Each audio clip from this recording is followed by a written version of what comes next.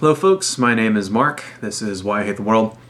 And this is another episode of a series that I like to call Stupid Things That Conservatives Say. And this is about job creators. So this is something that comes up every time you have an election, and especially now, like I've heard it a couple of times in the last few Republican debates, where Republicans and conservatives will get up and they'll say things like, we need to cut taxes for the job creators, and that will spur the economy. And in real life, there's zero truth to that statement at all. Because cutting taxes for job creators, so when you say job creators, you mean rich people is what you mean. Okay, you mean the upper 1%. Cutting taxes for that class of people has traditionally not led to the creation of new jobs.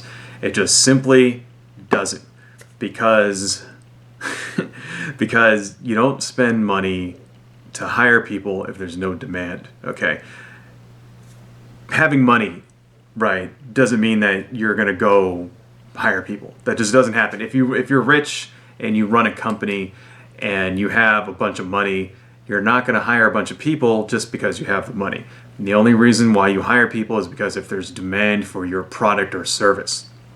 All right, cutting taxes on the upper 1% does not create that demand. What actually creates that demand is cutting taxes for the lower 80%. For everybody else who is not a multimillionaire, cutting taxes for them actually does create demand. Okay, cutting taxes for the people that make the least amount of money, spurns the economy, because those people spend their money, right? That's why I don't have any money.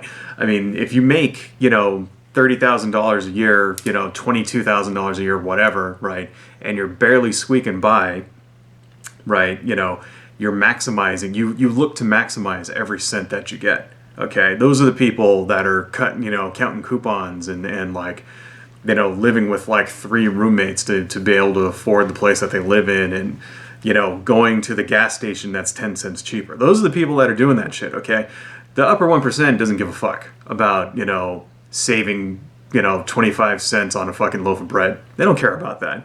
Okay, they have plenty of money to throw around and afford whatever they want to afford. All right, the poor people are the people that when you give them more money, they spend it. Okay, so that's all. If you really want to cut money for, if you really want to create jobs by cutting taxes, cut it for everybody else.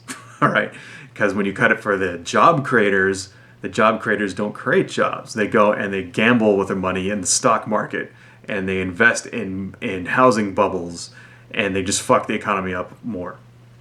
So I think it's pretty evident at this point, after 20 years, 30 years of Reaganomics, to understand that shit just simply doesn't work. Adios, folks.